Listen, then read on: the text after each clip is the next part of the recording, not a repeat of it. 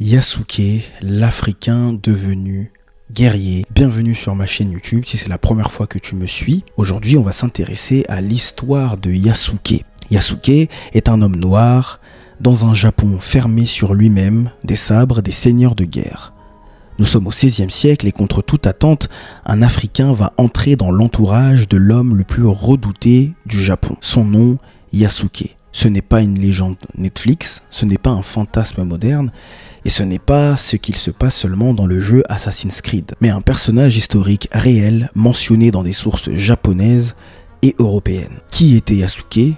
D'où venait-il ? Était-il vraiment samouraï ? Et pourquoi son histoire dérange encore aujourd'hui ? 16e siècle, le monde est déjà connecté. Les Européens naviguent vers l'Afrique, l'Asie, l'Amérique, les Portugais ouvrent des routes commerciales, les missionnaires jésuites voyagent avec eux. Le Japon, lui, est en pleine période de Sengoku, une ère de guerre civile permanente, des clans rivaux, des chefs militaires appelés daimyos. Le plus puissant d'entre eux s'appelle Oda Nobunaga, un stratège brutal, visionnaire, modernisateur, un homme qui n'a peur de rien. C'est dans ce monde-là que Yasuke va apparaître. Vers 1579, Yasuke arrive au Japon avec le missionnaire jésuite Alessandro Valignano. Les sources décrivent un homme très grand pour l'époque, puissant physiquement, à la peau noire, ce qui choque profondément la population japonaise. À Kyoto, la foule pense que sa peau est teinte à l'encre. On tente littéralement de la frotter pour vérifier. Quand Oda Nobunaga le voit, il fait la même chose. Puis il rit, il s'intéresse à lui. À partir de là, Yasuke ne sera plus un simple accompagnateur étranger. Nobunaga va prendre Yasuke à son service. Et là, les faits sont clairs. Il lui donne une résidence, une solde, le droit de porter les armes, il mange à sa table, il l'emmène durant les campagnes militaires. Les chroniqueurs japonais parlent de lui comme d'un guerrier. Alors la question clé c'est: était-il samouraï ? Pas samouraï héréditaire comme les lignées japonaises classiques, mais un guerrier officiel intégré au cercle militaire de Nobunaga. À l'époque, le mot samouraï n'est pas un titre figé comme aujourd'hui, c'est une fonction et Yasuke remplit cette fonction. Et beaucoup d'historiens parlent donc d'un samouraï atypique. En 1582, une trahison aura lieu. Le général Akechi Mitsuhide se retourne contre Nobunaga, il encercle le temple Onnoji à Kyoto. Nobunaga est pris au piège, il pratique donc le seppuku. Yasuke combat aux côtés du fils de Nobunaga, il est capturé.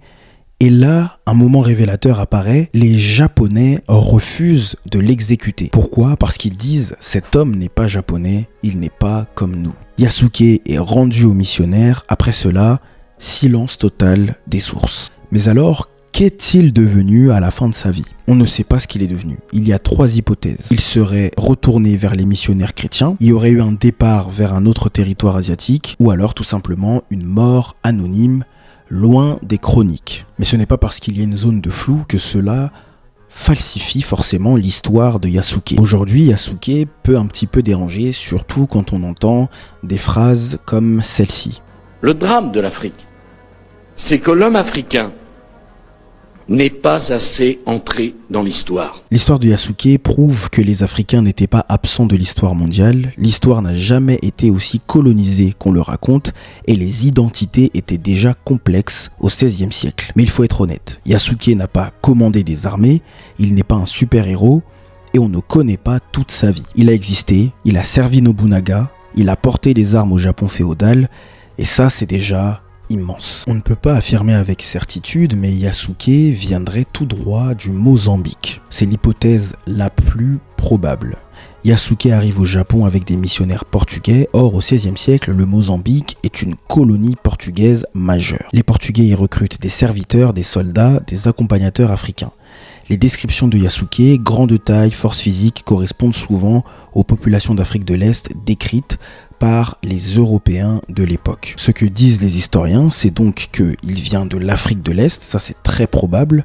Le Mozambique, c'est une hypothèse dominante, mais il n'y a aucun texte qui ne dit explicitement que Yasuke est né au Mozambique. Voilà pour cette mini vidéo sur l'histoire de Yasuke. Je ne sais pas si tu la connaissais, je t'invite à me le dire dans les commentaires. Si tu veux des formats bien court comme ça, mais assez riche, n'hésite pas aussi à me le dire en commentaire. Je m'apprête en cette année 2026 à écrire un essai sur l'Atlas des traites humaines pour essayer de comprendre comment et pourquoi des êtres humains de toutes couleurs ont été réduits en esclavage depuis l'Antiquité jusqu'aujourd'hui. Si c'est un essai qui pourrait t'intéresser, je t'invite à me le dire en commentaire. C'est un essai qui sera publié en auto-édition puisque pour le moment, je n'ai pas de maison d'édition. Mais ensemble, on peut travailler à résoudre ce problème.